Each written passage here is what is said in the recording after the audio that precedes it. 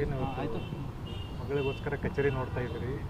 ಕಚೇರಿ ತಯಾರಿ ಮಾಡಬೇಕಲ್ಲ, ಇನ್ನೆಲ್ಲ ಮುಂದೆ ಸಾರ್ವಜನಿಕ ಭೇಟಿ MP ಕಚೇರಿಲಿ ಆಗಬೇಕು. ಸೊ ಆದಷ್ಟು ಬೇಗ ರೆಡಿ ಮಾಡಿ ಇಲ್ಲೇನೋ ಮಾಡಬೇಕಂತ ಇವತ್ತು ವಿಸಿಟ್ ಮಾಡಿದ್ದೀವಿ ಅಷ್ಟೇ.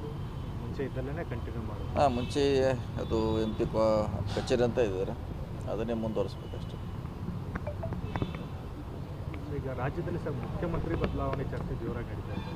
ಮಠಾಧೀಶರು ಬಹಿರಂಗವಾಗಿ ಇಲ್ಲ, ಅದಕ್ಕೆ ನಿನ್ನೆ ಅವರು ಹೇಳಿದ್ರು ಇಡೀ ಎಲ್ಲರೂ ಹೇಳೋದು ಮುಗೋದಾಗೈತಿ, ಇನ್ನು ಮತ್ತೆ ಅದನ್ನು ರಿಪೀಟ್ ಮಾಡೋದ್ರಾಗ ಅವಶ್ಯಕತೆ ಇಲ್ಲ. ನಿನ್ನೆ ಡೆಲ್ಲಿಯಲ್ಲಿ ಬೆಂಗಳೂರಲ್ಲಿ ಎಲ್ಲರೂ ನಾವು ಹೇಳಿದೆ. ಸೊ ಅದು ಮುಗೋದೇ ದಿವಸ ಅದನ್ನು ಮತ್ತೆ ಮುಂದುವರಿಸೋದು ಅವಶ್ಯಕತೆ ಇಲ್ಲ, ಬೇರೆ ಬೇರೆ ಮತ್ತೆ ವಿಚಾರಗಳಿದೆ. ಬೇರೆಯವರು ಸೈಲೆಂಟ್ ಆಗಿದ್ದಾರೆ. ಸ್ವತಃ DK ಶಿವಕುಮಾರ್ ಅವರು ಎಲ್ಲರಿಗೂ ವಾರ್ನ್ ಮಾಡಿದರು. ಆದರೆ ಇವತ್ತು DK ಸುರೇಶ್ವರು ಹೇಳ್ತಾ ಇದ್ದಾರೆ ಮುಖ್ಯಮಂತ್ರಿಗೆ ಅಧಿಕಾರ ಇದೆ, 30 ಜನ ಮಂತ್ರಿಗಳಿದ್ದಾರೆ, ಯಾರು ಬೇಕಾದರೂ ಮುಖ್ಯಮಂತ್ರಿ ಮಾಡ್ಬೋದು, ಮಾಡ್ಕೊಳ್ಳಿ. ಇಲ್ಲ, ಅದು ಮುಗಿದೋದಿದ್ದೆ, ಅದು ಮಾಡೋದು ಬಿಡೋದು ಪಕ್ಷಕ್ಕೆ ಸಂಬಂಧಪಟ್ಟದ್ದು. ಅದು ಯಾರ ರಸ್ತೆಯಲ್ಲಿ ಚರ್ಚೆ ಮಾಡಲಿಕ್ಕಾಗಲಾರದು. ಅದು ಹೈಕಮಾಂಡ್ ಇದೆ, ಪಕ್ಷ ಇದೆ, ಅವ್ರ ತೀರ್ಮಾನ. ಅದು ಯಾರೂ ಎಲ್ಲೇ ಮಾಡಲಿಕ್ಕಾಗಲ್ಲ.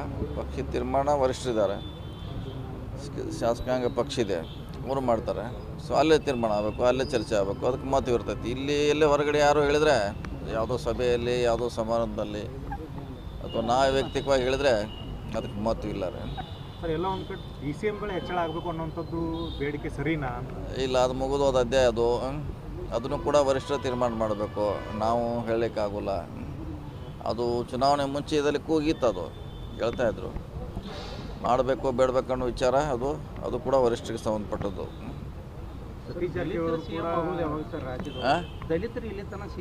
ಇಲ್ಲ, ಅದಕ್ಕೆಲ್ಲ ಹಾಗೆ ಹೇಳಕ್ಕೆ ಅವ್ರು ನೀವು ಇದನ್ನ ಏನಾರು ಹೊಸ ಕೇಳ್ಕೊತ ಕೂತ್ರೆ ಅದಕ್ಕೆ ಮತ್ತೆ ಎಲ್ಲಿ ಹೋಗಿ ಸುತ್ತಾಕಿ ಎಲ್ಲೇ ಬರ್ತೈತೆ. ಸೊ ಅದನ್ನೇನಿದ್ರು ವರಿಷ್ಠರಿಗೆ ಕೇಳಿ ನೀವು. ಯಾರು ಸಿದ್ದರಾಮಯ್ಯ ಅವರಿಗೆ, ರಾಹುಲ್ ಗಾಂಧಿಗೆ, ಅವ್ರ ಹಂತದಲ್ಲಿ ಇದು ನೀವು ಕೇಳೋ ಪ್ರಶ್ನೆ ಅವ್ರಿಗೆ, ನನಗಲ್ಲ.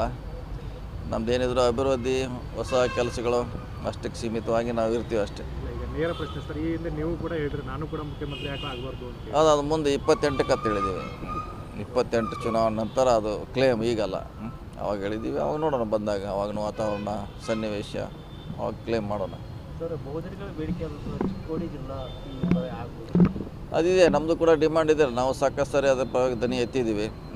ಆಗಲೇಬೇಕಂತ ಬರಲಿ, ಅವಕಾಶ ಬಂದಾಗ ಅದನ್ನ ಪಡೀಲಿಕ್ಕೆ ಪ್ರಯತ್ನ ಮಾಡೋಣ. ಬಂದೇ ಬರ್ತೈತಿ, ನಮಗೂ ವಿಶ್ವಾಸ ಇದೆ. ಆದರೆ ವೇಟ್ ಮಾಡ್ತೀವಿ. ನಿಮಗೊಂದು ಸ್ವಲ್ಪ ಜವಾಬ್ದಾರಿ ಜಾಸ್ತಿ ಆಯಿತು ನಿಮ್ಮ ವಿಚಾರದಾಗ, ಯಾಕಂದರೆ ಅದು ವೇಟ್ ಮಾಡ್ಬೇಕು. ಯಾಕಂದರೆ ಈಗ ನಿರೀಕ್ಷೆಗಳು ಹೆಚ್ಚಿದ್ವು ಸರಿ, ಬಂದೇ ಬರ್ತೈತೆ ಅದು. ಆದರೆ ವೇಟ್ ಮಾಡಬೇಕು. ನಾವು ಕೂಡ ಸತತವಾಗಿ ಸರ್ಕಾರ ಮ್ಯಾಗ ಒತ್ತಡ ಹಾಕಿದ್ದೀವಿ ಎಲ್ಲರೂ.